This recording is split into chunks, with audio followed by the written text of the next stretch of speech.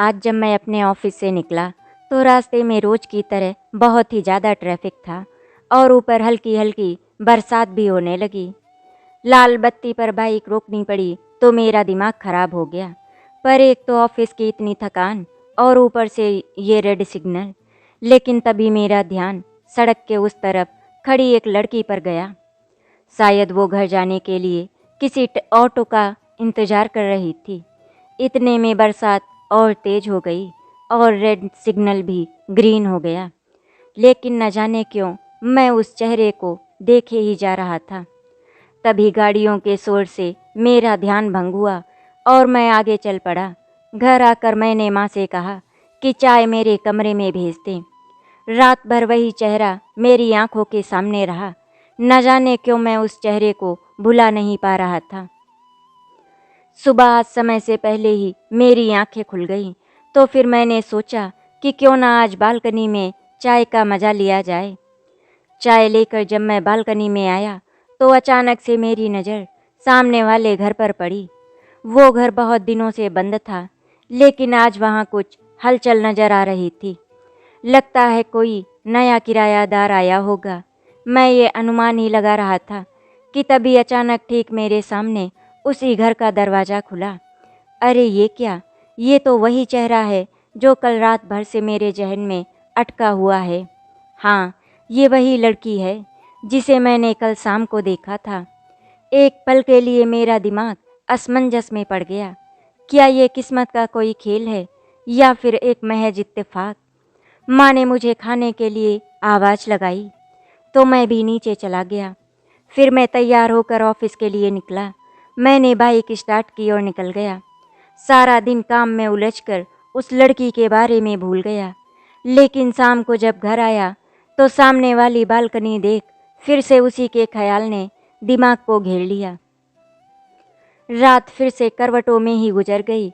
सुबह ऑफिस के लिए निकला तो थोड़ी दूरी पर ही वो फिर से मुझे टैक्सी का इंतज़ार करते हुए दिखाई दी। इस बार मैं खुद को रोक नहीं पाया। मैंने उसके सामने अपनी बाइक रोकी और कहा, अगर आप चाहे तो मैं आपको आपकी मंजिल तक पहुंचा सकता हूं। ओह, मेरा मतलब लिफ्ट से है। उसने मुझे सवालिया नज़रों से देखा। सॉरी, दरअसल मेरा नाम राहुल है और मैं आपके सामने वाले घर में रहता हूं। शायद आपने मुझे पहचाना नहीं। नहीं, मैं चली जाऊंगी, आप मुझ पर भरोसा कर सकती हैं, मैंने बोला। उसने एक पल अपनी घड़ी की ओर देखा और फिर वो मेरी बाइक के पीछे बैठ गई। मैंने पूछा, कहाँ जाना है आपको? कॉलेज, उसने कहा। कुछ ही देर में हम उसके कॉलेज के सामने थे। मैंने उससे कहा, अगर कभी किसी मदद की ज़रूरत हो तो ज़रूर बताइएगा। उसने मुस्कुराकर कहा, जी शुक्रिया, और वो कॉलेज के गेट की तरफ मुड़ गई। मैं भी अपने ऑफिस की तरफ निकल पड़ा। आज ऐसा लग रहा था मानो कोई छिपा हुआ खजाना मेरे हाथ लग गया हो। उस चेहरे में एक कशिश थी जो मुझे अपनी तरफ खींच रही थी। आज ऑफिस का काम करने में मज़ा आ रहा था। मन में एक अलग तरह का उल्लास था। पहली बार, हाँ पहली बार मुझे किसी से मिलकर अच्छा लगा था। अगले दिन इतवार था तो मैं सुबह देर से उठा। नीचे आया तो माँ नाश्ता लगा रही थी। मैंने माँ से पापा के बारे में पूछा तो उन्होंने कहा कि पापा सुबह ही अपने किसी दोस्त से मिलने निकल गए, किसी काम के सिलसिले में। मैं सोफे पर बैठकर अखबार पढ़ने लगा कि तभी दरवाजे की डोरबेल बजी। मैं उठकर जाने लगा कि माँ बोली, रुक मैं देखती हूँ। माँ ने दरवाज़ा खोला तो सामने वही लड़की खड़ी थी। आंटी जी, मैं सामने वाले घर में रहती हूँ। प्रेस वाला शायद आपके कपड़े हमारे घर में दे गया है और हमारे आपके घर। आप एक बार चेक कर लीजिए, उसने कहा। ओह, मैंने तो कपड़े देखे बिना ही रख दिए, गठरी भी नहीं खोली। तुम रुको बेटा, मैं चेक करती हूँ। अंदर आ जाओ, बाहर क्यों खड़ी हो? इससे पहले कि वो अंदर आती, मैं उठकर किचन में चला गया, क्योंकि मैं नहीं चाहता था कि मुझे देखकर वो अंदर आने में हिचकिचाए। तुम बैठो, मैं अंदर से कपड़े लेकर आती हूँ। जी। मैं उसे किचन से देख रहा था, लेकिन कोशिश ये थी कि उसकी नज़र मुझ पर ना पड़े। कुछ देर में माँ अंदर से कपड़े लेकर आईं। ये लो बेटा तुम्हारे कपड़े, और मैं प्रेस वाले से कह दूँगी कि आगे से ऐसी गलती ना हो। जी, अच्छा अब मैं चलती हूँ, वो बोली। माँ ने कहा, अरे बैठो तो सही, पहली बार घर आई हो, हम भी तो जान पहचान कर लें। मैं तुम्हारे लिए चाय लेकर आती हूँ, या ऐसा करो तुम भी हमारे साथ नाश्ता कर लो। जी नहीं, आप लोग कीजिए, धन्यवाद। अच्छा ठीक है, अगर तुम्हें कुछ लेना नहीं है तो कुछ देर बात तो कर सकते हैं ना, माँ ने हंसकर कहा। जी ठीक है, उसने मुस्कुराकर कहा। तो क्या नाम है बेटा आपका? अनुपमा सिंह। ओह, तो मैडम का नाम अनुपमा है, मैंने खुद से बोला। घर में कौन कौन है? पापा क्या करते हैं? इससे पहले आप कहाँ रहते थे? माँ ने बहुत सारे सवाल पूछ डाले हमेशा की तरह। उसने बताना शुरू किया, जी पापा इंडियन रेलवे में इंजीनियर हैं। घर में मम्मी पापा मैं और एक छोटा भाई है। इससे पहले हम लोग देहरादून में रहते थे, लेकिन अभी कुछ दिन पहले ही पापा का ट्रांसफ़र यहाँ दिल्ली में हो गया। इससे पहले कि वो फिर से जाने के लिए कहती, मैंने तुरंत चाय ले जाकर उसके सामने रख दी और पूछा, चाय? उसने मुझे एक पल हैरानी से देखा। आप? जी हाँ, और इसमें हैरानी की कोई बात नहीं है, क्योंकि ये मेरा ही घर है। माँ ने हम दोनों की तरफ देखा। दरअसल कल माँ ये अपने कॉलेज के लिए लेट हो रही थी, तो मैंने इन्हें लिफ्ट दी थी बस। अरे ये तो अच्छा है कि तुम दोनों एक दूसरे के जानते हो, माँ ने कहा। तभी फ़ोन की घंटी बजी और माँ फ़ोन उठाने के लिए चली गई। तो अब तो आप यकीन करती हैं ना कि मैं झूठ नहीं बोल रहा था। जवाब में वो मेरी तरफ मुस्कुरा दी। माँ आई तो उसने बोला, अच्छा मुझे चलना चाहिए। ठीक है बेटा, तुमसे बात करके अच्छा लगा। जी मुझे भी। और फिर वो चली गई। उस दिन के बाद दोनों घरों में मेल जोल बढ़ गया। कभी पापा और अंकल जॉगिंग के लिए निकल जाते, कभी मम्मी आंटी से किचन टिप्स लेने चली जाती, और कभी मैं अनुपमा को लिफ्ट दे देता। एक दिन घर लौटते वक्त अचानक ही वो मुझे रास्ते में मिल गई। अरे तुम यहाँ? तुम तो आज कॉलेज नहीं गई थी ना, फिर यहाँ कैसे? हाँ, वो सुबह से तबीयत कुछ ठीक नहीं थी, तो तुम्हें घर में आराम करने चाहिए था ना, यहाँ क्या कर रही हो? अरे बीमार होने का मतलब घर में बैठना नहीं होता, और घर में मन नहीं लग रहा था तो थोड़ा घूमने चली आई। ओह तो ये बात है। अगर आपकी इजाज़त हो तो आप मेरे साथ कॉफ़ी के लिए चलेंगी? यहीं पास में एक अच्छा कैफ़े है। ठीक है, लेकिन मुझे जल्दी ही घर जाना होगा। हाँ ठीक है, अब चलें। कैफ़े में हम दोनों आमने सामने थे। क्या हुआ? कुछ खोई खोई सी लग रही हो, क्या बात है? नहीं ऐसा कुछ नहीं है, तुम्हें यूं ही लग रहा है। देखो तुम मुझे बता सकती हो, शायद मैं तुम्हारी कुछ मदद कर पाऊँ। कुछ खास नहीं, बस स्टडी को लेकर परेशान हूँ। एग्ज़ाम आने वाले हैं और अभी तक मुझे कोई ढंग का ट्यूटर भी नहीं मिला है। बस इतनी सी बात। अरे अच्छा खासा ट्यूटर तुम्हारे सामने बैठा है और तुम बाहर ढूंढ रही हो। राहुल तुम क्या कह रहे हो? मुझे कुछ समझ में नहीं आ रहा। अरे भाई यही कि हम भी एमबीए क्वालिफाइड हैं। अगर तुम चाहो तो मैं तुम्हें कोचिंग दे सकता हूँ। क्या तुम सच में मुझे कोचिंग दोगे? हाँ क्यों नहीं, तुम चाहो तो कल से आ सकती हो। तो बस मुझे टाइमिंग बताओ और फीस क्या लोगे? फीस? दोस्ती में ये फीस कहाँ से बीच में आ गई? दोस्त? हाँ, अब इतनी जान पहचान के बाद हम एक दूसरे को दोस्त तो कह ही सकते हैं। बिल्कुल, तो ठीक है, कल से टाइम पर आ जाना, ठीक 6 बजे। जी सर, उसने बोला और हम दोनों हंस पड़े। उसके बाद वो घर ट्यूशन के लिए आने लगी और हमारी दोस्ती बढ़ती चली गई। मैं जितना उसके बारे में जानता जा रहा था, उतना ही मैं उसमें डूब भी रहा था और उलझ भी। वो कभी मुझे एक चंचल पंछी की तरह आजाद लगती, तो कभी अपने सपनों में खोई दूर आसमान में ताकती, एक कैदी की तरह। वो अपने आप में एक पूरा जहां समेटे रहती थी। वो पागल सी थी और समझदार भी, कभी एकदम सीधी और सुलझी हुई, तो कभी रेशम के धागे से उलझी हुई। समझ में ही नहीं आता था कि उसे क्या कहूँ। मैं बस इतना जानता था कि कहीं न कहीं मैं उसके करीब आता जा रहा हूँ। मैंने कभी उसके और अपने बारे में कुछ सोचा नहीं कि वो मेरे लिए क्या महसूस करती है। बस मैं उसका साथ चाहता था और उसे अपने आसपास। ये दोस्ती का सिलसिला यूं ही जारी रहा। करीब 2 साल होने को आए थे और अब तक हमारी दोस्ती बहुत मजबूत हो चुकी थी। अचानक वो एक दिन पढ़ने के लिए नहीं आई। मुझे लगा शायद उसकी तबीयत खराब होगी या कहीं गई होगी, लेकिन पहले तो वो मुझे बता देती थी जब भी ऐसा कुछ होता था। तो मैंने सोचा कि चलो इंतज़ार करते हैं।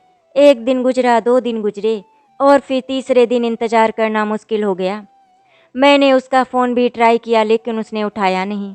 आखिरकार मैंने तय किया कि मैं कल सुबह ही उसके घर जाकर पूछूंगा, लेकिन फिर मुझे लगा कि नहीं, सुबह सुबह नहीं अच्छा लगेगा, और अगर बात कुछ भी नहीं हुई तो ऐसा करता हूँ कि कल शाम ऑफिस से आकर मैं किसी बहाने से उसके घर जाऊँगा और फिर सारी बात पूछ लूँगा। हाँ, ये सही रहेगा। अगले दिन मैं ऑफिस गया, लेकिन वहाँ भी दिमाग में हलचल थी। शाम होते ही मैं घर की तरफ भागा और आज भी बरसात हो रही थी। घर पहुंचकर कपड़े बदलकर मैं सीधे अनुपमा के घर गया। अरे राहुल बेटा, आओ आओ, बहुत दिनों बाद घर आए। चाय लोगे या मैं कुछ और बनाऊं? अनुपमा की माँ ने कहा। नहीं आंटी थैंक्स, वो मैं अनुपमा से मिलने आया था। क्या हुआ, वो कुछ दिनों से पढ़ने भी नहीं आई घर? सब ठीक तो है ना आंटी? मुझे कोई जवाब नहीं मिला। आंटी बताइए ना, क्या हुआ है? अनुपमा कहाँ है? बेटा क्या हुआ है ये तो मुझे भी नहीं पता। बस उसने कुछ दिन से खुद को कमरे में बंद करके रखा है। ना ढंग से खा पी रही है और ना ही किसी से भी बात कर रही है। मैं तो थक चुकी हूँ पूछ कर। अब तुम ही जाकर उससे बात करो, शायद तुम्हें कुछ बताए। जी आंटी, मैं जब उसके कमरे में गया तो दरवाज़ा खुला था और वो खिड़की के पास कुर्सी पर बैठी एकटक शून्य में देख रही थी। मुझे बहुत हैरानी हुई, क्योंकि आज से पहले मैंने कभी उसे ऐसे नहीं देखा था। अनुपमा, मैंने धीरे से उसके पास जाकर कहा। राहुल तुम क्यों आए हो यहाँ? उसने बिना मेरी तरफ देखे मुझसे सवाल किया। मैं जानने के लिए आया हूँ कि आखिर क्या हुआ है। आंटी ने बताया कि तुमने खुद को कमरे में बंद कर रखा है। क्यों कर रही हो ऐसा? बताओ अनुपमा, क्या बात है? अरे ऐसा कुछ भी नहीं है, और माँ को तो आदत है फिक्र करने की। कुछ भी नहीं हुआ है, तुम बहुत ज़्यादा सोच रहे हो। अच्छा, मैं ज़्यादा सोच रहा हूँ तो तुम 4 दिन से घर क्यों नहीं आई पढ़ने? अरे वो ऐसे ही तबीयत ठीक नहीं लग रही थी। तो क्या तुमने मुझे बताना भी ज़रूरी नहीं समझा? वो चुप रही। देखो अनुपमा, तुम चाहे कुछ भी कर लो, तुम मुझसे झूठ नहीं बोल पाओगी। तो बेहतर यही होगा कि तुम मुझे सच बताओ। अनुपमा प्लीज कहकर मैंने जब उसके कंधे पे हाथ रखा तो वो मुझसे लिपट कर जोर से रो पड़ी। मैंने उसे चुप कराया और पूछा क्या बात है। तो उसने बताया कि देहरादून में कॉलेज में उसके साथ एक लड़का पढ़ता था जिसे वो प्यार करती थी। वो उसका अच्छा दोस्त भी था, लेकिन ये बात कभी उसने बता नहीं पाई। उसने बताया कि पिछले हफ्ते वो दिल्ली आया हुआ था और उसने उससे मिलने के लिए कहा, लेकिन उसके घर पर किसी को ना पता होने की वजह से उसने उसे मना कर दिया। बस तब से वो ना ही मुझसे बात कर रहा है और ना मेरे मैसेजेस का कोई जवाब दे रहा है। तुम ही बताओ राहुल, मैं क्या करूं? इतना कहकर वो फिर से रोने लगी। मुझसे उसके आंसू देखे नहीं जा रहे थे और गुस्सा भी बहुत आ रहा था दोनों पर। कोई इतनी अच्छी लड़की के साथ भला ऐसे कैसे कर सकता है, और कोई इतना बेवकूफ़ कैसे हो सकता है कि उस इंसान के लिए अपने आंसू बहाए जिसने उसे कभी समझा ही नहीं। देखो अनुपमा, हो सकता है इस वक्त तुम्हें मेरी बात बुरी लगे, लेकिन एक दोस्त होने के नाते मैं तुमसे यही कहना चाहूँगा कि उस इंसान के लिए अपने आंसू बहाना बेकार है जिसने कभी तुम्हारे जज्बातों की कद्र ही नहीं की। उस इंसान से प्यार करने का क्या फ़ायदा जिसने तुम्हारी दोस्ती तक को नहीं समझा। प्यार में फ़ायदा या नुकसान नहीं देखा जाता राहुल। हाँ जानता हूँ कि प्यार फ़ायदा या नुकसान देखकर नहीं किया जाता, लेकिन सबसे पहले तुम उसकी दोस्त थी और एक दोस्त होने के नाते उसे तुम्हें समझने की कोशिश तो करनी चाहिए थी, ना कि तुमसे ऐसा बर्ताव करना चाहिए था। देखो, हो सकता है कि वो तुमसे प्यार भी ना करता हो, लेकिन मुझे लगता है कि उसकी दोस्ती भी एक दिखावा थी, वरना वो तुम्हें ऐसे इग्नोर नहीं करता। मुझे कुछ समझ में नहीं आ रहा है कि उसने ऐसा क्यों किया, लेकिन मैं खुद को संभाल नहीं पा रही हूँ, क्योंकि मैंने उसे दिल से चाहा था। मैं समझ सकता हूँ तुम्हारी हालत, लेकिन खुद को ऐसे सबसे अलग रखकर ऐसे भूखा प्यासा रहने से क्या हासिल होगा? तुम ही बताओ, क्या तुम नाइंसाफ़ी नहीं कर रही हो खुद के साथ, अपनी फैमिली के साथ, अपने दोस्तों के साथ? बोलो, जो कुछ हुआ उसमें तुम्हारा कोई कसूर नहीं था, फिर तुम खुद को सज़ा क्यों दे रही हो? क्या इस तरह से खुद को तकलीफ़ देकर तुम सही कर रही हो? बताओ। उसने मुझे मासूम नज़रों से देखा, जैसे वो मुझसे मदद मांग रही हो। तुम चिंता मत करो, मैं तुम्हारे साथ हूँ, बल्कि हम सब तुम्हारे साथ हैं। तुम इस तरह से अपना हौसला नहीं तोड़ सकती। क्या हुआ अगर एक इंसान तुम्हें समझ नहीं सका? यहाँ तुम्हारे अपने भी हैं जो तुम्हें बहुत चाहते हैं। तुम फिक्र मत करो, सब ठीक हो जाएगा। उसने मुस्कुराकर मेरी तरफ हाँ में सिर हिलाया। और एक बात कान खोलकर सुन लो, कल से मेरी क्लास में आना शुरू कर दो वरना। जी सर। और फिर हम दोनों मुस्कुराने लगे। मैं घर वापस आकर कमरे में लेट गया। मेरे अंदर कुछ था जो ना चाहते हुए भी मुझे महसूस हो रहा था। लेकिन क्या? कुछ सवाल कुछ जवाब मेरे अंदर कसमकस पैदा कर रहे थे। क्यों मैं उसके आंसू देख नहीं पा रहा था? क्यों मुझे उसके दर्द से इतनी तकलीफ हो रही थी? क्यों मुझे उस इंसान से इतनी जलन हो रही थी? क्यों मैं उसे रोता देख खुद को बेबस महसूस कर रहा था? क्या मुझे अनुपमा से प्यार हो गया है या कुछ और बात है? हाँ या ना? हाँ, मेरे दिल से जैसे एक आवाज़ आई।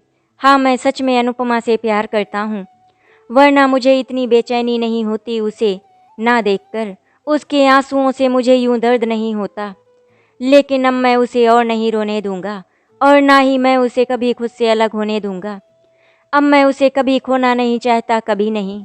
ये एहसास एक अजीब तरह का था। शायद इसे ही पहले प्यार का एहसास कहते हैं। और ये सोचते ही मेरे होठों पर एक मुस्कान फैल गई। अगली सुबह उठा तो दिल में एक हल्कापन था, जैसे कोई बहुत बड़ा बोझ उतर गया हो। शाम को जब घर वापस आया तो अनुपमा को हमेशा की तरह देखकर खुशी हुई। उसके चेहरे की मुस्कान देखकर और भी अच्छा लगा। तो चलो पढ़ाई शुरू करते हैं। हाँ ठीक है, लेकिन इससे पहले मैं तुमसे कुछ पूछना चाहती हूँ। राहुल। हाँ बोलो। दरअसल मैं तुम्हारा थैंक्स करना चाहती थी। कल अगर तुम मुझे नहीं समझाते तो शायद मैं अंदर ही अंदर घुटती रहती। शायद मैं कभी जान नहीं पाती कि मैं गलत कर रही हूँ या सही। लेकिन तुमने मुझे फिर से हौसला दिया, फिर से हिम्मत दी, जो शायद एक सच्चा दोस्त ही कर सकता है। और इन सब के लिए थैंक यू सो मच। अरे बस बस, अब क्या रुलाओगी? पागल दोस्तों पे हक जताया जाता है, उन्हें थैंक्स नहीं कहा जाता, समझी? अच्छा चलो अब, वरना तुम्हारा सिलेबस कंप्लीट नहीं हो पाएगा। इस बात को लगभग 1 साल बीत गया था। इस बीच मैंने कई बार उससे अपने दिल की बात कहने की कोशिश की, पर न जाने क्यों किसी डर के कारण मैं चुप हो जाता था। कई बार मुझे महसूस होता था कि उसके दिल में भी मेरे लिए कुछ है और शायद वो मेरे दिल की बात जानती है। न जाने उसमें क्या जादू था, वो मेरे दिल की कोई भी बात बिना कहे जान लेती थी। लेकिन ये बात कि मैं उसे चाहता हूँ शायद वो जानती नहीं थी या फिर जानना ही नहीं चाहती थी। आज हमारी दोस्ती को पूरे 3 साल हो चुके थे। मुझे प्रमोशन मिल गया था। मैं चाहता था कि ये बात मैं अनुपमा से मिलकर उसे बताऊं। फिर वो मेरे लिए इतनी लकी है। मैंने उसे फ़ोन लगाया लेकिन उसने उठाया नहीं। तभी मुझे याद आया कि आज तो उसका इंटरव्यू था। न जाने क्या हुआ होगा। मैं सोच ही रहा था कि तभी फ़ोन की रिंग बजी। अनुपमा का ही कॉल था। हेलो अनुपमा, कहाँ हो तुम? मुझे तुम्हें कुछ बताना है। हाँ, हम बस कॉलेज से निकल रहे हैं। दरअसल हमें भी कुछ बताना है तुम्हें। ठीक है, पहले तुम बताओ। नहीं, पहले तुम बताओ। पहले तुम। बोला ना, पहले तुम बताओ। अच्छा बाबा ठीक है, मैं बताता हूँ। वैसे भी तुम लड़कियाँ किसी की मानती कहाँ हो। बिल्कुल सही, उसने हंसते हुए कहा। मुझे प्रमोशन मिल गया है अनुपमा। वाह, ये तो बहुत खुशी की बात है। मैं बहुत खुश हूँ तुम्हारे लिए। Congratulations. Thank you thank you. अच्छा अब तुम बताओ क्या गुड न्यूज़ है? पहली ये कि हमारा रिजल्ट आ गया और मैं फर्स्ट आई हूँ। और दूसरी ये कि मेरी जॉब लग गई है ना खुशी की बात? अरे वाह, ये तो बहुत अच्छी न्यूज़ सुनाई है तुमने। वैसे मुझे तुमसे यही उम्मीद थी। आखिर स्टूडेंट किसकी हो? मैंने हंसकर कहा। जी सर, उसने बोला और हम दोनों हंसने लगे। अच्छा तुम्हें नहीं लगता कि ये टाइम हमें सेलिब्रेट करना चाहिए? मैंने कहा बिल्कुल करना चाहिए। तो बताओ कहाँ चलना है? जहाँ तुम चाहो। तो ठीक है, हम ठीक 20 मिनट बाद उसी कैफ़े में मिलते हैं जहाँ हम पहली बार कॉफ़ी के लिए गए थे। अच्छा आइडिया है, डन। ठीक है, मैं तुम्हारा इंतज़ार करूँगी। और फिर उसने फ़ोन रख दिया। मैं बहुत खुश था माँ से 1 घंटे बाद आने का कहकर। मैं घर से निकला ही था कि अचानक से बहुत तेज़ बरसात हो गई। एक बार तो मुझे ख्याल आया कि जाना मुश्किल है, लेकिन अनुपमा के बारे में सोचा कि वो इंतज़ार कर रही होगी। बरसात को देखकर मुझे उस दिन की याद आ गई जब मैंने अनुपमा को पहली बार ट्रैफिक सिग्नल पर देखा था। लेकिन मुझे क्या पता था कि आज की ये बरसात मेरी जिंदगी को एक नए और दर्द भरे मोड़ पर लाकर खड़ा करेगी। मैंने तय कर लिया था कि आज मैं अनुपमा से अपने दिल की सारी बात कह दूंगा। उसके बाद चाहे उसका जो भी फैसला हो। ये सब सोचते हुए मैं रास्ते में कुछ 10-15 मिनट की दूरी पर ही गया था कि बरसात और तेज हो गई। इतनी कि सामने रास्ते पर कुछ भी दिखाई नहीं दे रहा था। जगह जगह पानी भर गया था और रास्ते के गड्ढे भी नजर नहीं आ रहे थे। मैं संभाल कर बाइक चला रहा था कि तभी अचानक एक बड़ा पत्थर मेरी बाइक के टायर के नीचे आया और मेरा बैलेंस बिगड़ गया और मेरी बाइक सामने से आती तेज गाड़ी से जा टकराई और मैं काफ़ी देर तक घिसटते हुए बहुत दूर जा गिरा। मैंने आंखें खोलने की कोशिश की, लेकिन मेरी आंखों के सामने अंधेरा छा गया और मैं बेहोश हो गया। जब मुझे होश आया तो मैं हॉस्पिटल में था। मैंने आंखें खोली तो सब धुंधला सा नजर आ रहा था। मैं बोलना चाहता था लेकिन कुछ बोल नहीं पा रहा था। तभी मैंने माँ के हाथ का स्पर्श अपने सिर पर महसूस किया। राहुल मेरे बच्चे, कैसा है तू? तू ठीक तो है ना? ज़्यादा दर्द तो नहीं हो रहा है ना?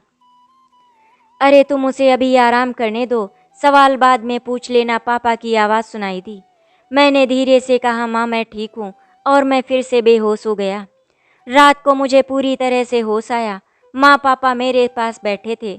उन्हें देखकर मुझे खुशी हुई, लेकिन कोई और भी था जिसे मेरी आंखें तलाश रही थी। अनुपमा। अनुपमा कहाँ है? वो आई क्यों नहीं मुझसे मिलने? क्या उसे किसी ने बताया नहीं मेरे बारे में? और अगर बताया है तो यहाँ क्यों नहीं है? ऐसे कितने ही सवालों ने मुझे घेर लिया। मैंने माँ से पूछा, माँ अनुपमा नहीं आई मुझसे मिलने?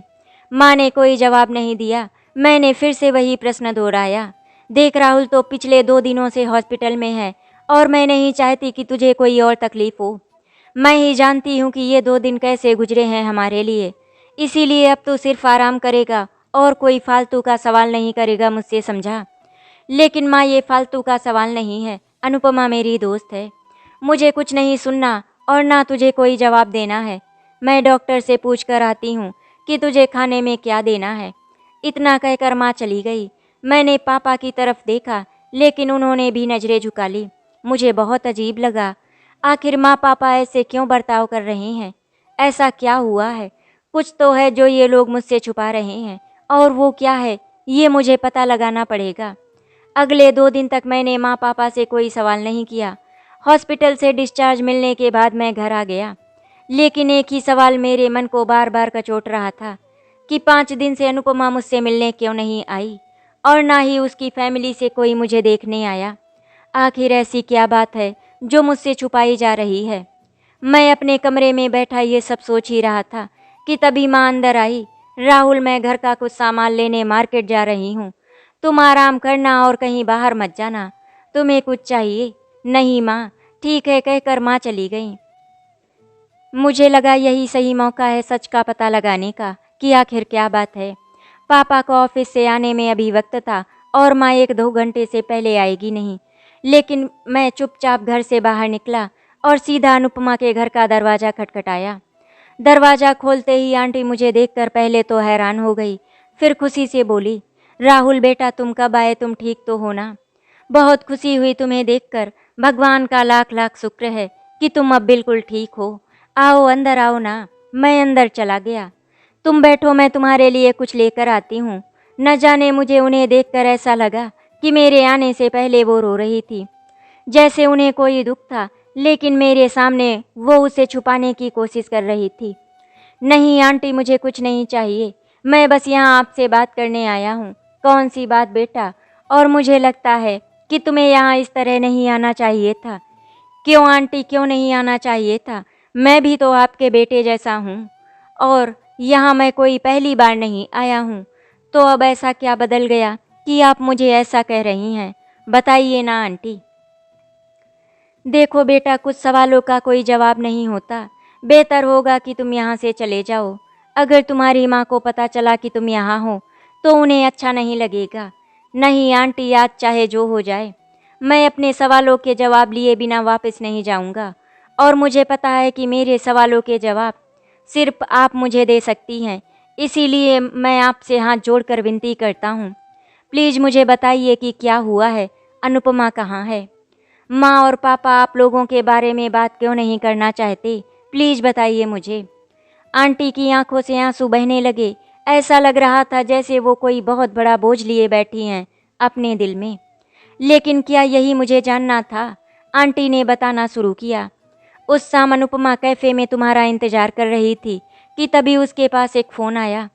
फ़ोन करने वाले ने उसे बताया कि यहाँ कैफ़े से कुछ दूर एक लड़के का एक्सीडेंट हो गया है और उसके फ़ोन में तुम्हें अनुपमा का नंबर मिला। ये सुनते ही एकदम घबरा गई। वो फटाफट एक्सीडेंट वाली जगह पहुंची तो देखा तुम बहुत जख्मी हालत में बेहोश पड़े हुए थे। उसकी आंखों से आंसू निकल पड़े। उसने जैसे तैसे एम्बुलेंस को फ़ोन लगाया और तुम्हें हॉस्पिटल ले गई। हॉस्पिटल वालों ने मना किया कि ये एक एक्सीडेंट केस है और पहले पुलिस में रिपोर्ट करवानी पड़ेगी। लेकिन अनुपमा की दोस्त के पिता, जो कि वहाँ डॉक्टर थे, उन्होंने अनुपमा को देखा और सारी बात सुनने के बाद उन्होंने तुम्हें एडमिट कर लिया। अनुपमा ने तुम्हारे घर और हमारे पास फ़ोन किया और जल्दी हॉस्पिटल आने को कहा। फिर क्या हुआ आंटी? वही जो नहीं होना चाहिए था, उन्होंने अपने आंसू पोंछते हुए कहा। मतलब जब हम लोग हॉस्पिटल पहुँचे तो अनुपमा का रो रो कर बुरा हाल था। मुझे देखते ही वो मुझसे लिपट गई। बहुत सहम गई थी वो इस हादसे से। तुम्हारी माँ तुम्हें इस हालत में देखकर खुद को संभाल नहीं पा रही थी। और फिर क्या हुआ आंटी? तुम्हारी माँ अनुपमा पर बरस पड़ी। उन्होंने कहा, ये झूठे आंसू बहाना बंद करो तुम। मेरे बेटे की आज जो भी हालत है उसकी वजह सिर्फ और सिर्फ तुम हो अनुपमा। मेरे बेटे ने तुम्हारे लिए क्या क्या नहीं किया और बदले में उसे क्या मिला? ये हादसा। आंटी, ये आप क्या कह रही हैं? अनुपमा बोली। मैं बिल्कुल सही कह रही हूँ। न तुम उसे कैफ़े में बुलाती और ना मेरा बेटा आज इस हालत में होता। ये सब तुम्हारे कारण हुआ है। अगर तुम मेरे बेटे की ज़िंदगी में नहीं आती तो आज मेरा बेटा मेरे पास सही सलामत होता। उसके बाद तुम्हारी माँ बोलती रही और अनुपमा सुनती रही। मैं चुप थी क्योंकि मैं भी एक माँ थी और तुम्हारी माँ का दर्द समझ सकती थी। तभी डॉक्टर ने आकर बताया कि तुम खतरे से बाहर हो। उन्होंने कहा कि तुम्हें अभी होश नहीं आया है, लेकिन हम तुमसे थोड़ी देर में मिल सकते हैं। लेकिन तुम्हारी माँ को ये मंजूर नहीं था। देखो अनुपमा, मैं तुमसे विनती करती हूँ कि तुम अब मेरे बेटे की ज़िंदगी से चली जाओ, हमेशा हमेशा के लिए उससे दूर हो जाओ। जो कुछ भी हुआ उसके बाद मैं नहीं चाहती कि तुम्हारा साया मेरे बेटे पर कभी पड़े। इसीलिए बेहतर होगा कि तुम यहाँ से चली जाओ, इससे पहले कि राहुल को होश आए। चली जाओ। ये सब सुनकर अनुपमा टूट गई। मैंने उसे समझाने की कोशिश की, लेकिन उसने किसी की नहीं सुनी और रोते रोते वहाँ से घर चली आई। अच्छा होता आप लोग भी यहाँ से चले जाएं। मैं हूँ अपने बेटे का ध्यान रखने के लिए। हमने सोचा कुछ बोलने से बात बिगड़ सकती है, इसीलिए हम भी वहाँ से चुपचाप चले आए। मैं हैरान था, मुझे यकीन नहीं हो रहा था कि माँ अनुपमा से ऐसा बर्ताव कर सकती हैं। लेकिन अनुपमा है कहाँ? मैंने पूछा। पता नहीं। जब हम लोग घर आए तो अनुपमा अपने कमरे में थी। मैंने दरवाज़ा खटखटाया लेकिन उसने नहीं खोला। मुझे लगा कि अभी उसे बहुत बुरा लगा है, इसीलिए अभी उससे बात करना ठीक नहीं होगा और कुछ दिनों में तुम्हारी माँ का गुस्सा भी उतर जाएगा। लेकिन क्या? जब सुबह मैं उसके कमरे में गई तो दरवाज़ा खुला था, लेकिन अनुपमा कमरे में नहीं थी। मैंने उसे कमरे में ढूंढा लेकिन वो कहीं नहीं थी। सुबह से मुझे घर में भी उसे किसी ने नहीं देखा था। मैं घबरा गई, लेकिन तभी मैंने उसके तकिए के नीचे एक चिट्ठी देखी। क्या लिखा था उसमें आंटी बताइए? तुम खुद ही देख लो, कहकर आंटी ने वो चिट्ठी लाकर मेरे हाथ में थमा दी। मैंने पढ़ना शुरू किया। माँ, जब तुम ये चिट्ठी पढ़ोगी तब मैं तुम्हारे सामने नहीं होऊंगी, इसीलिए खुद को संभालना। कल रात आंटी ने जो कुछ भी हॉस्पिटल में कहा, मैंने उस बारे में बहुत सोचा और मुझे लगा कि कहीं न कहीं उन्होंने जो भी कहा है वो सच है। शायद कहीं न कहीं राहुल की इस हालत की जिम्मेदार मैं ही थी और अब एक सच्चा दोस्त होने के नाते मैं नहीं चाहती कि दोबारा उसकी ज़िंदगी में कुछ भी बुरा हो। अब वो तो ज़िद्दी है, मानेगा नहीं, इसीलिए मैं खुद ही उससे दूर जा रही हूँ। और मैं ऐसा इसीलिए भी कर रही हूँ क्योंकि मैं नहीं चाहती कि मेरी वजह से आप लोगों को कुछ भी ऐसा वैसा सुनना पड़े। मुझे नहीं पता था कि मुझे अपने दोस्त से इस तरह अलग होना पड़ेगा, पर शायद किस्मत को यही मंजूर है और शायद इसी में सबकी भलाई है। राहुल को कुछ मत बताना और उसे कहना कि हो सके तो मुझे भूल जाए और आप सब मुझे ढूंढने की कोशिश मत करना। वादा करती हूँ जहाँ भी रहूँगी अपना ख्याल रखूँगी, आपकी बेटी। मेरी आंखों से आंसू रुकने का नाम नहीं ले रहे थे। मैंने सोचा भी नहीं था कि नाजुक सी दिखने वाली लड़की कभी इतना बड़ा कदम भी उठा सकती है, और वो भी मेरे लिए। मुझे कुछ समझ में नहीं आ रहा था कि मैं क्या करूं। अनुपमा, मेरी अनुपमा, जिसे मैं कभी अपने से दूर नहीं करना चाहता था, वो मुझे छोड़कर जा चुकी थी, हम सबको छोड़कर जा चुकी थी। बेटा, मैं तुम्हारी माँ से नाराज नहीं हूँ और ना ही उन्हें दोष देना चाहती हूँ, क्योंकि वो उस वक्त अपने बेटे के लिए दुखी थी। लेकिन तुम ही बताओ, जो कुछ भी हुआ उसमें मेरी बेटी का क्या कसूर था? इतना कहकर आंटी रो पड़ी। मेरे पास भी उनकी बातों का कोई जवाब नहीं था। आंटी, क्या उसके बाद अनुपमा का कोई फ़ोन या कोई मैसेज आया? उसकी कोई खबर नहीं बेटा, कोई फ़ोन नहीं आया। अनुपमा के पापा भी सभी रिश्तेदारों और अनुपमा के दोस्तों से पता कर चुके हैं, लेकिन किसी को भी उसके बारे में कुछ नहीं पता। हमने पुलिस में भी रिपोर्ट लिखवाई है, लेकिन उन्होंने कहा कि जब उन्हें कोई खबर मिलेगी तो वो हमें बता देंगे, आप चिंता मत कीजिए। अनुपमा मेरे लिए घर छोड़कर गई है, तो अब उसे वापस लाना मेरी जिम्मेदारी है। मैं आपसे वादा करता हूँ कि मैं आपकी बेटी को ढूंढकर जल्दी ही आपके पास लेकर आऊँगा। लेकिन बेटा, तुम्हारे मम्मी पापा, आंटी, आप उनकी चिंता मत कीजिए। अनुपमा मेरी दोस्त है, मेरा भी कुछ फ़र्ज है उसके लिए, इसीलिए अब चाहे कुछ भी हो जाए मैं उसे ढूंढ कर ही रहूँगा। इतना कहकर मैं वहाँ से चला आया। जब घर आया तो माँ और पापा दोनों आ चुके थे। कहाँ था तू इतनी देर से? मैंने मना किया था ना घर से बाहर जाने के लिए। तुझे कुछ समझ में क्यों नहीं आता? कोई फिक्र नहीं है इस लड़के को, ना अपनी ना हमारी। माँ शुरू हो गई। माँ, आपने अनुपमा को मुझसे दूर जाने के लिए कहा था? मैंने पूछा। अच्छा, तो तू उसके घर गया था, रहा नहीं गया ना तुझसे? माँ, आपने अनुपमा को मुझसे दूर जाने के लिए कहा था या नहीं? मैंने गुस्से में चिल्लाकर पूछा। माँ चुप हो गई। जवाब दीजिए मुझे, हाँ या ना? हाँ। क्यों माँ, क्यों किया आपने ऐसा? मैंने ऐसा इसीलिए किया क्योंकि मैं नहीं चाहती थी कि उस लड़की का बुरा साया तुझ पर पड़े और तेरे साथ दोबारा कुछ भी बुरा हो। क्या आपको जरा सा भी अंदाजा है कि आपकी इस हरकत की वजह से उस पर क्या असर हुआ है? वो घर छोड़कर चली गई है, और आपसे ये किसने कहा कि अनुपमा मेरे लिए मुसीबत की वजह है? कैसे सोच लिया आपने कि आप मुझे उससे अलग कर देंगी? मैं तुम्हारी माँ हूँ और अनुपमा मेरी दोस्त है। एक और बात आप लोग जान लीजिए, मैं अनुपमा से प्यार करता हूँ और इसीलिए मैं उसे हर हाल में ढूंढ कर लाऊंगा। माँ और पापा मेरे चेहरे की तरफ देख रहे थे। माँ ने कुछ कहना चाहा, लेकिन मैं अनसुना कर अपने कमरे में चला गया। पूरी रात यही उधेड़-बुन दिमाग में चलती रही कि कैसे अनुपमा को ढूंढूं। सुबह पापा ने दरवाज़ा खटखटाया। आइए पापा, कैसे हो? मैंने कोई जवाब नहीं दिया। बेटा, मैं जानता हूँ कि जो कुछ भी हुआ है सही नहीं हुआ, और मैं ये भी मानता हूँ कि जो भी कुछ तुम्हारी माँ ने किया वो गलत था। आज हमारी वजह से उस घर ने अपनी बेटी खोई है, और मैं नहीं चाहता कि इन सब का असर उस निर्दोष बच्चे की ज़िंदगी पर पड़े। बेटा, मैं उस वक्त तो तुम्हारी माँ से कुछ नहीं कह पाया क्योंकि वो दुखी थी, लेकिन तुम पर मुझे पूरा विश्वास है कि तुम अपनी दोस्त के साथ कुछ बुरा नहीं होने दोगे। इसीलिए मैं चाहता हूँ कि तुम अनुपमा को वापस लेकर आओ। तुम प्यार करते हो ना अनुपमा से, तो अब समय है उस प्यार को साबित करने का, और इन सब में मैं तुम्हारे साथ हूँ। मैं आश्चर्य से पापा की तरफ देख रहा था। सच पापा, आप मेरा साथ देंगे? हाँ बेटा, मैं तुम्हारे साथ हूँ, और तुम अपनी माँ की चिंता मत करो, मैं उसे संभाल लूँगा।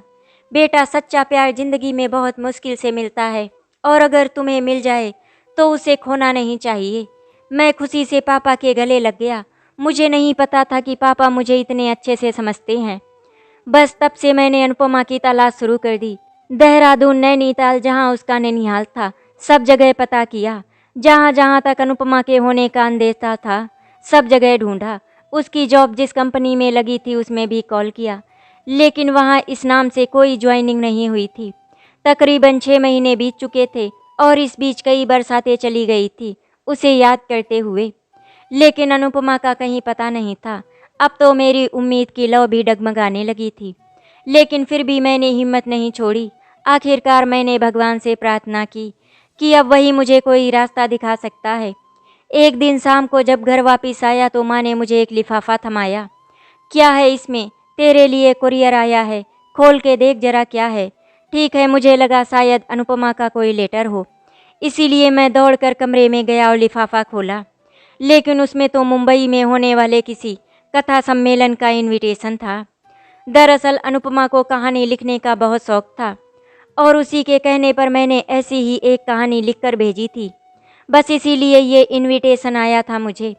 मैंने लिफाफे को गुस्से में एक और फेंक दिया, लेकिन तभी एक ख्याल आया कि अनुपमा की सबसे पसंदीदा हॉबी लिखना थी। इसीलिए हो सकता है कि ये इवेंट ही मुझे उस तक पहुंचाने का कोई रास्ता दिखा दे। इवेंट 2 दिन बाद था। मैंने ऑफिस से कुछ दिन की छुट्टी ली और माँ से कहा कि मुझे मुंबई ऑफिस के काम से जाना है कुछ दिनों के लिए। पापा ने मुझे हिम्मत दी और कहा, भगवान ने चाहा तो तुम अपनी मंजिल पाकर ही लौटोगे बेटा। हमारा आशीर्वाद तुम्हारे साथ है। जाने से एक दिन पहले मैं अनुपमा के घर गया। मैंने अनुपमा के मम्मी पापा से कहा, मैं मुंबई जा रहा हूँ और मेरा आपसे वादा है कि इस बार या तो अनुपमा को लेकर ही लौटूंगा या फिर कभी वापस नहीं आऊँगा। बस आप लोग भगवान से प्रार्थना कीजिएगा। उन लोगों से आशीर्वाद लेकर मैं घर आ गया और जाने की तैयारी करने लगा कि तभी माँ मेरे कमरे में आई। राहुल, जी माँ, बेटा मुझे एहसास हो चुका है कि मैंने अनुपमा और तेरे साथ सही नहीं किया। मैं तुम सबकी गुनहगार हूँ। मैंने उस दिन बेटे के प्यार में अंधे होकर न जाने उस बच्ची से क्या क्या कह दिया, जबकि उस बेचारी का तो इन सब में कोई कसूर ही नहीं था। बेटा हो सके तो मुझे माफ़ कर देना, और मैं जानती हूँ कि इस वक्त तू मुंबई अनुपमा को ढूंढने जा रहा है, लेकिन इस बार मैं तुझे रोकूंगी नहीं, बल्कि मैं भगवान से दुआ करूंगी कि तू अनुपमा को लेकर जल्दी लौटे। मेरा आशीर्वाद हमेशा तेरे साथ है। इतना कहकर माँ रो पड़ी। मैंने उन्हें गले से लगा लिया। अगली सुबह मैं मुंबई के लिए निकल पड़ा। रास्ते भर अनुपमा के बारे में ही सोचता रहा। मुंबई पहुंचकर मैंने होटल बुक किया और इवेंट के वेन्यू का पता किया। इवेंट कल सुबह 10 बजे शुरू होना था। मैं ठीक 9:30 बजे इवेंट की जगह पर पहुंच गया। न जाने मेरे मन में आज एक अजीब सा एहसास था, वो एहसास जो तब होता था जब अनुपमा मेरे आसपास होती थी। थोड़ी देर में इवेंट शुरू हो गया। एक के बाद एक मशहूर लेखक आए और अपने विचार प्रकट किए। मैं पहली बार इस तरह का कोई सम्मेलन अटेंड कर रहा था, लेकिन सच कहूँ तो मुझे अच्छा भी लग रहा था। लेकिन मेरी नज़र एक ही इंसान को ढूंढ रही थी। तभी अचानक माँ का फ़ोन आया और मैं उठकर बाहर आ गया। मैं माँ से बात कर ही रहा था कि अचानक तभी साल के सर्वश्रेष्ठ लेखक के पुरस्कार की घोषणा हुई और ये पुरस्कार दिया जाता है मिस अनुपमा सिंह को। मुझे अपने कानों पर विश्वास नहीं हुआ। मैंने दोबारा ध्यान से सुना। जी हाँ, वही अनुपमा सिंह, जिन्होंने पिछले कुछ दिनों में ही अपनी कहानियों और लेखों से इस शहर में अपनी एक पहचान बनाई है। मुझे लगा कि मैं खुशी से पागल हो जाऊंगा। मैंने मन ही मन भगवान का धन्यवाद किया और अंदर की तरफ दौड़ा। सामने स्टेज पर अवार्ड लेते हुए अनुपमा नजर आई। उसे इतने दिनों बाद अपनी आंखों से देखकर मुझसे रहा नहीं गया। मेरी आंखें नम हो गईं। बस अब तो इंतजार था कि ये फंक्शन खत्म हो और मैं अनुपमा से मिलूं। करीब 1 घंटे बाद इवेंट खत्म हो गया। लोगों की भीड़ में मैं अनुपमा को तलाश रहा था। तभी वो मुझे दिखाई दी, लेकिन वो बहुत सारे लोगों और पत्रकारों से घिरी हुई थी। मुझे उसे इस वक्त बुलाना सही नहीं लगा। कम से कम वो अपनी खुशी को सही ढंग से बांट ले। मैं उसके फ्री होने का इंतजार करने लगा। थोड़ी देर में अनुपमा मेरे पास से गुजरी। मैंने उसे आवाज़ दी, लेकिन शोर बहुत ज़्यादा था, इसीलिए वो सुन नहीं पाई और सीधा जाकर कार में बैठ गई। मैं उसके पीछे पीछे भागा, लेकिन कोई फ़ायदा नहीं हुआ। मैं चुपचाप उसे जाते हुए देखता रहा। मुझे लगा कि मेरी मंजिल एक बार फिर मेरे हाथों में आकर फिसल गई। लेकिन तभी मैंने एक व्यक्ति को फ़ोन पर अनुपमा के बारे में बात करते हुए सुना। मैं जल्दी से उसके पास गया और पूछा, सुनिए, क्या आप अनुपमा को जानते हैं? वही जिन्हें अभी अभी बेस्ट राइटर का अवार्ड मिला है। अरे उन्हें कौन नहीं जानता, बहुत मशहूर हो चुकी हैं कुछ ही वक्त में, बहुत अच्छी लेखिका हैं। क्या आप मुझे उनका पता या फ़ोन नंबर दे सकते हैं? देखिए प्लीज़, मेरा उनसे मिलना बहुत ज़रूरी है। देखिए, मैं उनका नंबर तो नहीं जानता, बस इतना जानता हूँ कि वो अंधेरी में रहती हैं। हाँ, लेकिन मैं आपको उनकी असिस्टेंट का नंबर दे सकता हूँ, नोट कीजिए। धन्यवाद भाई साहब। एक बार फिर से दुनिया का सबसे बड़ा खजाना मेरे हाथ लग चुका था। मैंने उसकी असिस्टेंट से बात कर अगले दिन की अपॉइंटमेंट ले ली। ठीक 9 बजे मैं अनुपमा के फ्लैट के सामने था। मैंने दरवाज़ा खटखटाया तो एक नौकर ने खोला। मिस रिया से कहिए कि मिस्टर राहुल आए हैं। जी सर, आप बैठिए, मैं अभी मैम को बुलाता हूँ। मैंने चारों तरफ नज़र दौड़ाई। फ्लैट काफ़ी अच्छा था। दीवारों पर अनुपमा की बहुत सी तस्वीरें लगी हुई थी, कुछ फैंस के साथ, कुछ अवार्ड लेते हुए। लेकिन एक शख्स पर मेरा ध्यान गया, जिनके साथ अनुपमा की बहुत सी तस्वीरें थी। उम्र यही कोई 50-55 के आसपास होगी। मैं सब देख ही रहा था कि तभी वही शख्स मुझे मेरी तरफ आते दिखाई दिए, व्हील चेयर पर। मैंने उन्हें अभिवादन किया। उन्होंने मुझे बैठने का इशारा किया। तो तुम हो राहुल? रिया ने मुझे बताया कि तुम्हें अनुपमा से मिलना है, लेकिन तुम तो मुंबई से नहीं हो और ना ही मैंने पहले तुम्हें कहीं देखा है। तो तुम अनुपमा को कैसे जानते हो? क्यों मिलना चाहते हो उससे? सर, मैं अनुपमा का दोस्त हूँ, दिल्ली से। सर, मुझे नहीं पता कि अनुपमा यहाँ क्यों है, लेकिन सर मैं अनुपमा को घर वापस ले जाने आया हूँ, उसके माता पिता के पास। तो तुम चाहते हो कि मैं अनुपमा को तुम्हारे साथ भेज दूँ? लेकिन अनुपमा ने तो कभी तुम्हारे बारे में बताया नहीं कुछ भी, और सिर्फ तुम्हारे कहने से मैं कैसे यकीन कर लूँ कि तुम अनुपमा को वाकई उसके घर ले जाने आए हो? सर, आपको यकीन करना होगा, क्योंकि मैं अनुपमा से प्यार करता हूँ और बहुत कोशिशों के बाद मैं यहाँ अनुपमा तक पहुँच पाया हूँ। प्लीज़ सर, मुझे अनुपमा से मिलने दीजिए। और फिर मैंने अनुपमा और अपने मिलने से लेकर अनुपमा को तलाश करने तक की सारी कहानी उन्हें बता दी। सर, आप एक बार अनुपमा को बुलाइए, देखिएगा वो खुद अपने मुंह से मेरा नाम लेगी। वो तुम्हारा नाम नहीं लेगी, क्योंकि अनुपमा बोल नहीं सकती। क्या ये आप क्या कह रहे हैं? हाँ, ये सच है। अनुपमा अपनी आवाज़ खो चुकी है, पर कैसे? आज से 6 महीने पहले एक शाम को मैं अपने दोस्त के यहाँ से लौट रहा था कि तभी मैंने सड़क पर भीड़ देखी। मैंने ड्राइवर से देखने को कहा कि आखिर क्या बात है। उसने मुझे आकर बताया कि एक लड़की जख्मी हालत में पड़ी है, जिसका किसी कार से एक्सीडेंट हो गया है, लेकिन पुलिस केस के डर से कोई भी उसे हॉस्पिटल ले जाने को तैयार नहीं है। मैंने ड्राइवर से उसे लोगों की मदद से कार में बैठाने को कहा और सीधा उसे हॉस्पिटल ले गया। वहाँ 2 दिन उसका इलाज चला और फिर डॉक्टर ने आकर बताया कि वो कोमा में जा चुकी है। ये सुनकर मुझे बहुत दुख हुआ। उसके सामान से मुझे पता चला कि उसका नाम अनुपमा है और वो दिल्ली की रहने वाली है। उसके पास एक कंपनी का ज्वाइनिंग लेटर भी था। मैं हताश होकर घर लौट आया। मैं उसे अक्सर देखने जाया करता था और भगवान से यही दुआ करता था कि इस बच्ची को ज़िंदगी बख्श दे।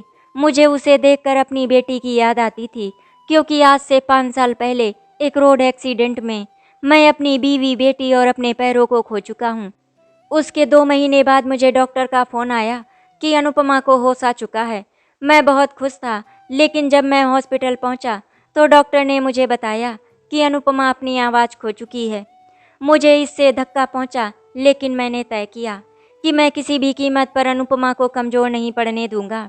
मैं उसे घर ले आया और अपनी बेटी की जगह उसे दे दी, या फिर कहूँ तो उसके आने से मुझ में जीने की उम्मीद दोबारा जाग उठी थी। कुछ दिन अनुपमा सदमे में रही, लेकिन मैंने उसे हौसला दिया और उसे फिर से खुद के लिए जीने को कहा। उसे लिखना पसंद था, इसीलिए मैंने उसे लिखने के लिए प्रेरित किया और आज वो अपनी मेहनत से बहुत बड़ा मुकाम हासिल कर चुकी है। लेकिन कल इंटरव्यू के टाइम वो अनुपमा की असिस्टेंट रिया है, जो हर मौके पर अनुपमा के साथ होती है और उसकी तरफ से हर बात समझकर लोगों से साझा करती है। मैंने अनुपमा के ना बोलने को कभी उसकी कमजोरी नहीं बनने दिया और आज अनुपमा भी आत्मविश्वास के साथ हर चीज़ का सामना करती है। थैंक यू सर कि आपने मेरी अनुपमा का इतने अच्छे से ख्याल रखा। आपका ये एहसान मैं ज़िंदगी भर नहीं भूल पाऊंगा। तुम्हारी नहीं, अब वो मेरी अनुपमा है, मेरी बेटी, उन्होंने सख्ती से कहा। लेकिन अगर तुम्हारे जैसा राजकुमार मेरी बेटी को मिले तो मुझे कोई हर्ज नहीं है। और फिर वो हंसने लगे। लेकिन मुझे पहले अनुपमा से बात करनी होगी, क्योंकि उसका फैसला भी जो होगा मैं वही मानूंगा। जी सर, जैसा आपको ठीक लगे। मैं इंतज़ार करूंगा आपके और अनुपमा के फैसले का। मुझे यकीन था कि अनुपमा कभी ना नहीं करेगी। मैं वहाँ से खुशी खुशी लौट आया। मुझे अगले दिन मेरी मंजिल मेरी अनुपमा मुझे मिलने वाली थी। अगली सुबह मैं फिर से अनुपमा के फ्लैट में था। इस बार मैं खुश था। तभी मिस्टर सिंह मुझसे मिलने आए। हेलो सर, आपने अनुपमा से बात की? क्या कहा उसने? वो खामोश रहे। बताइए सर, क्या कहा अनुपमा ने? देखो राहुल, मैं जानता हूँ कि तुम सच्चे हो, लेकिन मैं अनुपमा की मर्जी के खिलाफ कुछ नहीं कर सकता। अनुपमा ने तुम्हें पहचानने से इनकार कर दिया है। उसने कहा कि वो तुम्हें नहीं जानती और तुम्हें यहाँ से चले जाने को कहा है। लेकिन सर, वो ऐसा कैसे कर सकती है? मैं ऐसे कैसे जा सकता हूँ? मैं अनुपमा से प्यार करता हूँ, उसके बिना नहीं जी सकता। और आप कह रहे हैं कि मैं चला जाऊँ? तुम्हें जाने के लिए अनुपमा ने कहा है, मैंने नहीं। मतलब ये कि अगर तुम अनुपमा को पाना चाहते हो तो तुम्हें उससे मिलना होगा, तुम्हें अपने प्यार का एहसास कराना होगा। लेकिन वो तुमसे मिलने कभी नहीं आएगी, इसीलिए तुम्हें जो भी करना होगा उसे बिना बताए करना होगा। जी समझ गया। मैं खुश था और उदास भी। मेरी किस्मत आज मुझे मेरी मंजिल के पास ले आई थी और मेरी मंजिल मेरे सामने होते हुए भी मुझसे मुंह मोड़कर खड़ी थी। मैंने मिस रिया से कहा कि वो कल शाम अनुपमा को किसी भी बहाने से कैफ़े में ले आएं। अब बस मुझे अनुपमा को किसी भी तरह मनाना था। सारी रात सोचते सोचते निकल गई। अगली शाम जब मैं कैफ़े पहुंचा तो मिस रिया मुझे बाहर ही मिल गई। मैंने मैम को अंदर बैठा दिया है, ये कहकर कि कोई प्रोड्यूसर अपनी फिल्म की स्क्रिप्ट के सिलसिले में उनसे मिलना चाहते हैं। अब आगे का काम आपको करना है। All the best. लेकिन आप तो हमेशा उनकी जगह बोलती हैं, तो उन्हें शक नहीं हुआ? मैंने कहा कि वो इशारों की भाषा समझते हैं और प्यार की भाषा तो सबसे अलग है ना। मैंने उन्हें थैंक्स कहा और अंदर चला गया। अंदर अनुपमा अकेली बैठी थी। उसके सामने जाने में भी डर लग रहा था। आखिर उसके साथ जो कुछ भी हुआ उसका जिम्मेदार मैं ही तो था। हाय अनुपमा, मैंने उसके पास जाकर कहा। उसने मुड़कर देखा और हैरान हो गई, लेकिन तभी वो उठकर जाने लगी। मैंने उसका हाथ पकड़ लिया। अनुपमा, प्लीज़ मेरी बात सुनो। प्लीज़ एक बार हमारी दोस्ती के खातिर। तुम्हें नहीं पता कि तुम्हारे बिना हम सबका क्या हाल है। मैं, तुम्हारे मम्मी पापा सब तुम्हें पागलों की तरह ढूंढ रहे थे। मैं जानता हूँ कि जो कुछ भी हुआ उस रात वो नहीं होना चाहिए था और उसके लिए मैं तुमसे 1000 बार माफ़ी मांगता हूँ। माँ को भी अपनी गलती का एहसास हो चुका है और उनकी तरफ से भी मैं तुमसे माफ़ी मांगता हूँ। प्लीज़ हम सबको माफ़ कर दो और घर चलो। उसने गुस्से में बैग से एक पेपर निकाला और उस पर कुछ लिखने लगी। फिर उसने वो मुझे पकड़ा दिया। उस पर लिखा था, मैं यहाँ से कहीं नहीं जाना चाहती और तुम मुझे फोर्स नहीं कर सकते। अच्छा होगा कि तुम यहाँ से वापस चले जाओ। नहीं जा सकता मैं वापस, क्योंकि मैं तुम्हारे घर वालों से वादा करके आया हूँ कि या तो तुम्हें साथ लेकर जाऊँगा या कभी वापस नहीं आऊँगा। एक और बात मैं तुमसे कहना चाहता हूँ, वो ये कि मैं तुमसे बहुत प्यार करता हूँ, बहुत ज़्यादा प्यार करता हूँ। इसीलिए या तो तुम्हें साथ लेकर जाऊँगा वरना यहीं अपनी जान दे दूँगा। अनुपमा मुझे हैरानी से सुन रही थी और मैं बोले जा रहा था। बाहर बरसात शुरू हो चुकी थी। मैं गुस्से में बोलते बोलते कैफ़े से बाहर निकल गया। तुम्हें यकीन नहीं आता ना मेरी बात का, लेकिन एक बात समझ लो अच्छी तरह से। अगर मैं जीऊँगा तो सिर्फ तुम्हारे साथ, वरना मुझे ये ज़िंदगी मंजूर नहीं। मैं तुम्हारे बिना नहीं रह सकता और अगर तुम्हें मेरी ज़रूरत नहीं तो मुझे भी इस ज़िंदगी की ज़रूरत नहीं है। अब मेरी ज़िंदगी और मौत दोनों तुम्हारे हाथों में है। मुझे पता ही नहीं चला कि कब मैं सड़क के बीच में आ गया। तभी मेरी ओर एक गाड़ी आते देख अनुपमा चिल्लाई, राहुल बच्चों। मैंने जब देखा तो गाड़ी मेरे सामने थी।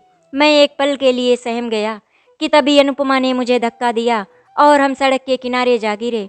अनुपमा ने उठाकर मुझे गले से लगा लिया और कहा, एक बार तुम्हें खो चुकी हूँ, दोबारा नहीं खो सकती। मैं कभी ऐसा होने भी नहीं दूंगा। और देखो, मेरी जान बचाने के चक्कर में तुम्हारी आवाज़ भी वापस आ गई है ना, फ़ायदे की बात। मैंने हंसते हुए कहा, नालायक, तुम्हें मजाक सूझ रहा है? क्या ज़रूरत थी तुम्हें ऐसे बीच सड़क पर आने की?